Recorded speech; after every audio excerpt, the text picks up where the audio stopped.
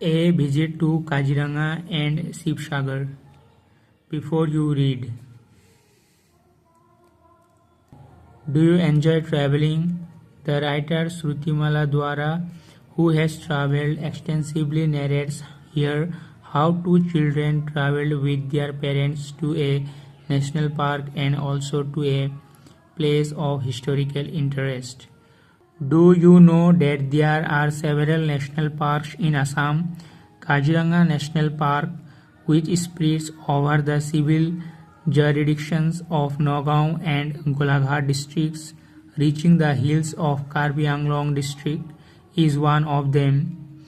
It is famous for its one-horned rhinos. Can you name some other national parks of Assam? Have you heard of the historical town of Sivasagar? The Ahoms established their rule over Assam with the capital at Sivasagar during the early part of the 13th century. It is a place worth visiting. Can you find some more much historical places in Assam?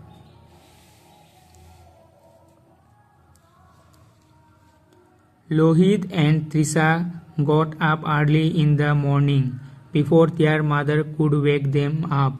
Usually they loved to sleep till late in the morning when they had no school, but that morning they were too excited to sleep.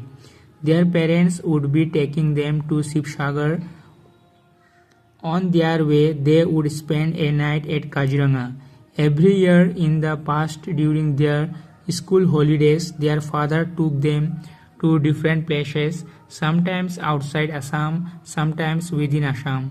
Assam is a unique land with tea gardens, ancient temples, national parks, historical monuments, and whatnot. Their father said, "You should know your own state." Last year they had visited their uncle who lived in Tezpur. Both Lohit and Trisha enjoyed their stay there so much that they wanted to go again there, but their father said, "This time I will take you to Sivasagar."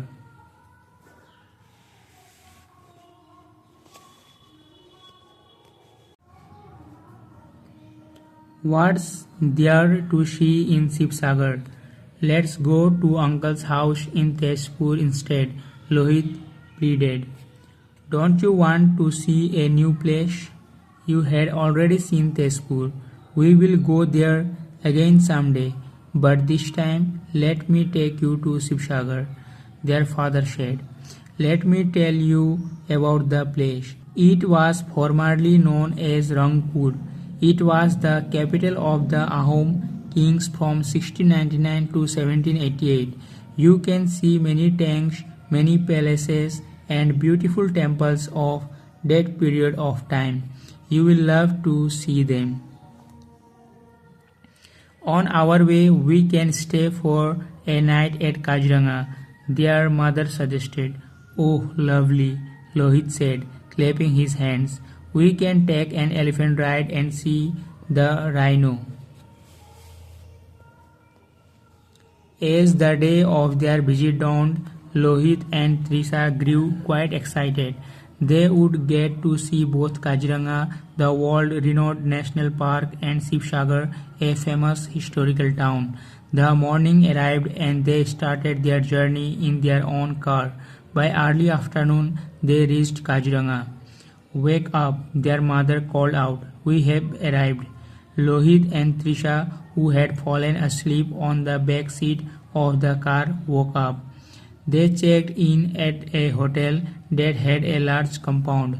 After freshening up, they sat on the cane chair in one corner of the veranda and started to enjoy the greenery around.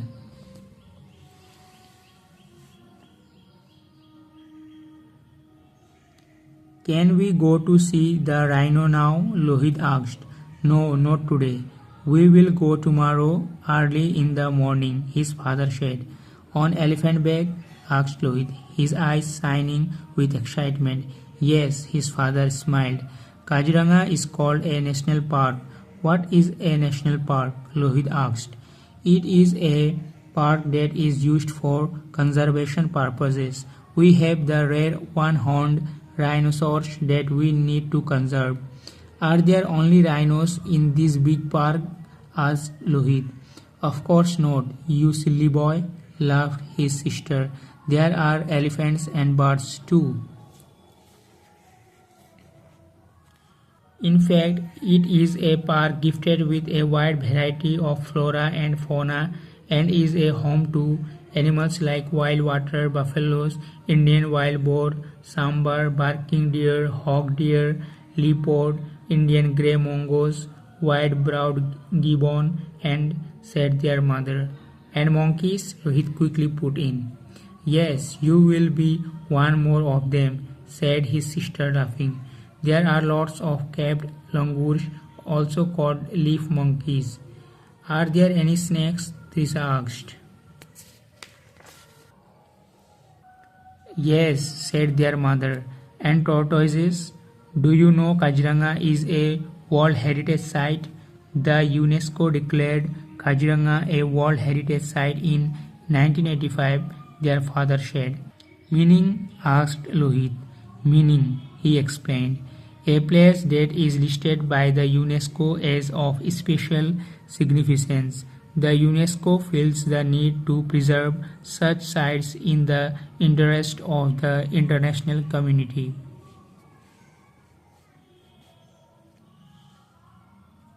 What is the full form of the UNESCO? Lohit asked. I knew it but forgot. Trisha said it is United Nations Educational, Scientific and Cultural Organization. Mother put in. How old is this park, Ma? Actually, the history of Kaziranga as a protected area can be traced back to 1904. There is a long story behind it. Tell us the story, Ma, said Trisha, who was always curious to know about places. Well, in 1904, Mary Curzon visited Kaziranga. She was the wife of Lord Curzon, the then Viceroy of India. She had heard that Kaziranga was famous for rhinos, but she could not find a single rhino there. She requested her husband to take measures immediately to protect the rhinos. Soon after, in 1905, the Kaziranga proposed reserve forest was created. Slowly the park grew in size. In 1916 it was named Kaziranga Game Sanctuary. Visitors were allowed to enter the park. Hunting was strictly prohibited. Then in 1950 the name was again changed. Why? Didn't they like the name? Asked Lohit. Actually, game also means animals hunted for sport and food. That would not be a nice name for a park where you want to conserve animals, would it? So it was renamed Kaziranga Wildlife Sanctuary in 1950 by P.D. Strachey, the forest conservationist of that time. It was in 1974 only the Kaziranga was designated a national park. Trisha said, now it would be more interesting to see the park. The next morning they entered the park on elephant back. The grasses were so tall that if they had not been on elephant back they would probably have got lost. But from the huge animals' back they were able to view the vast expanse of the park. There were marshes here and there.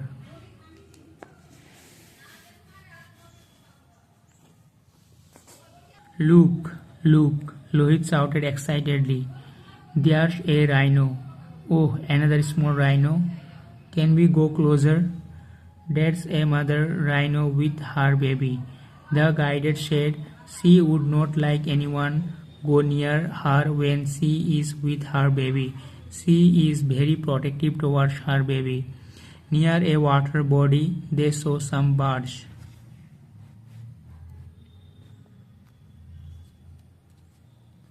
Look at those birds, how beautiful they are, Mother said. She took out the binocular to have a closer view. Wow, there is a rhino near the birds. Let me see, Lohit said, taking the binocular from his mother. Oh yes, but Ma, if the rhino catches those birds, He will eat them up, Lohit said. Trisha laughed. Silly boy, don't you know that rhinos are herbivorous? Herbivorous? Meaning? Lohit asked. Meaning, his sister explained, they eat only grasses. And they also eat leaves, fruits, water plants, and branches of shrubs, added their mother. They do not eat flesh.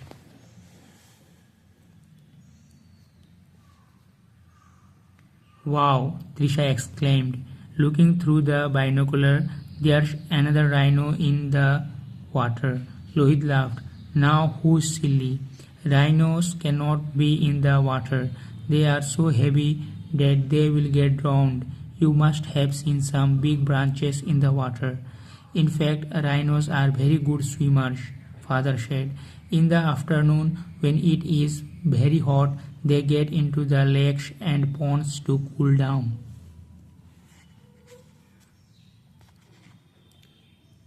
Farther in, they spotted a deer. It was an exciting trip for them, and they were lucky to see quite a number of animals and birds in the park as they passed through the thickets of tall elephant grass and short grasses. They were delighted at the sight of the breathtaking array of flowers like water lilies, lotus, and water hyacinth. Their mother had remarked, the flora truly adds to the charm of the park. They also learned that apart from being home to two-thirds of the world's great one-horned rhinoceros, Kaziranga National Park has the highest density of tigers among the protected areas in the world and was declared a tiger reserve in 2006. Though they could not see tigers because of the tall grasses that provided very good camouflage, their presence can be felt everywhere as they leave bug marks. Late in the afternoon, they left for Sivasagar. On their way before reaching Sivasagar, they crossed a stone bridge. Their mother said, pointing at the bridge, "This is the Silor Saku, the Namdang stone bridge." "It is not a long bridge. I almost missed it," Trisha said. "It is just 60 meters in length," said her father. "The most amazing fact is that it was built of only one single stone. The point to be noted is that it was built entirely with human resources at a time when modern day technology was not there." Who built it? The Ahom king Rudrasingha in 1703. Trisha always admired the way both her father and mother remembered facts and dates. It helped her understand the importance of the bridge, temples, and monuments set against the time they were built. Soon they reached Sivasagar. Sagar is sea, but there is no sea here. Why is this town called Sivasagar? Lohit questioned as they settled in their hotel room. "I read somewhere that when the Ahom kings used to dig some special tanks, they named them adding Sagar, like Sivasagar tank, Joysagar tank, Gaurisagar tank," Trisha said. "Good girl," her father said. "I wish there was really a Sagar here," Lohit said. "Silly boy, how can you have a sea in the middle of the land?" Trisha said to her brother.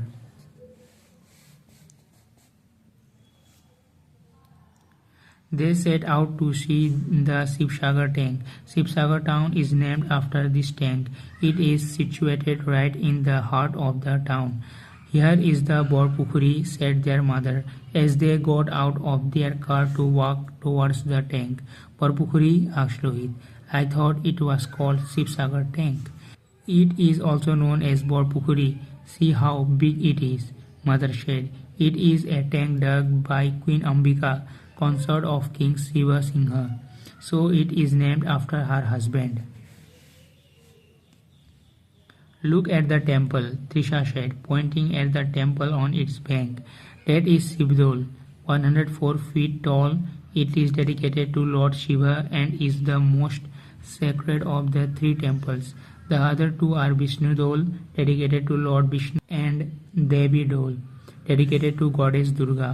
Wow, look at that golden dome with the pinnacle on the topmost part of Shiva Dole, Trisha exclaimed.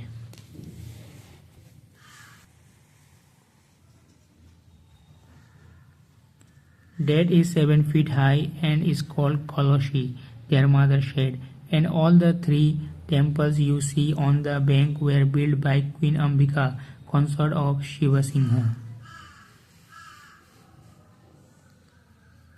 They visited the Thai museum located on the bank of the Sivasagar tank and were fascinated by the swords, clothes, manuscripts, goblets, plates and other rare antiques of the rulers preserved there. Let's go to see the Joysagar tank, another very beautiful tank, their father said, getting into the car. This tank was dug by the Ahom king Rudra Singha in memory of his mother Sati Jaymati. Why is she called Sati? Asked Trisha. She sacrificed her life for her husband. She was tortured by Laura Raja. This cruel king either killed or made young men of his kingdom.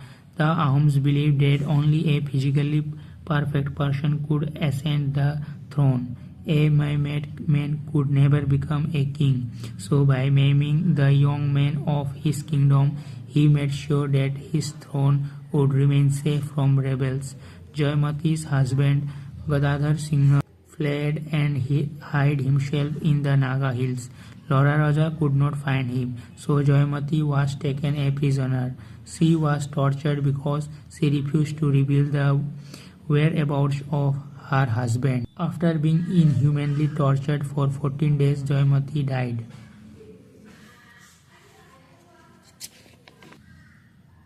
So sad, said Trisha. Could Gadadhar Singha become the king? Yes. How beautiful and blue the waters are, Trisha exclaimed as they walked up to the Joysagar tank. And here too are temples. Yes, said their mother. After strolling for a while, their mother said, we will come back here again tomorrow evening. They went to see the Ranghar. The roof is shaped like an inverted boat. The Ahom kings used to sit here and enjoy sports, their father explained. You mean a stadium? Lohit asked. Actually an amphitheater. It is an outdoors sports ground. Look at the shape, it is circular. The royal family would come to watch the indigenous games of Assam like bird fights, buffalo fights, they explained.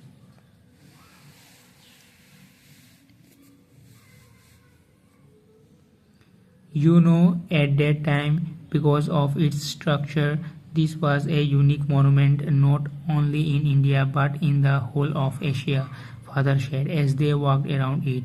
Who built it? Queen Ambika? Asked Lohit. No, King Pramatta Singha. Then they went to the Talatal Ghar. It does not look so good, said Lohit, a little disappointed. He was expecting to see something more grand. What you see now is the remains of the Talatal Ghar, mother said. It had 4 stories above ground, father explained, and 3 stories underground. There were 2 secret tunnels, one which was 16 kilometers long, lead to the Gargaon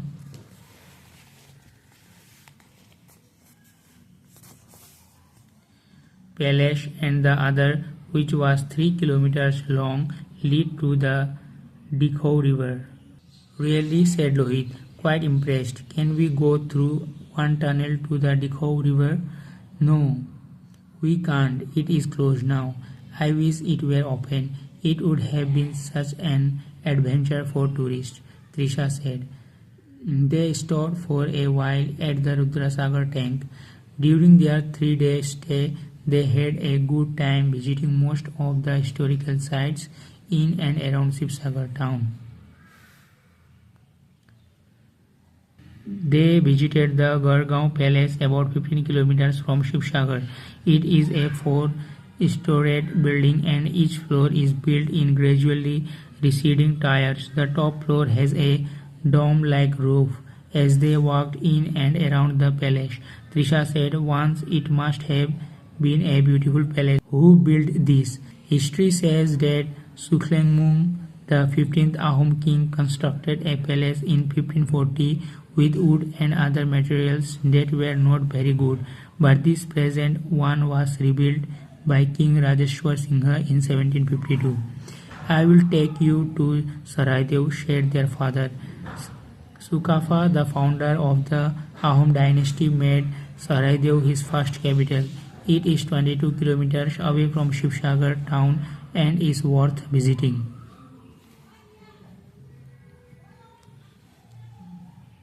What is there to see? Palaces? Asked Lohit. No, it has at least 100 Maidams. Maidams?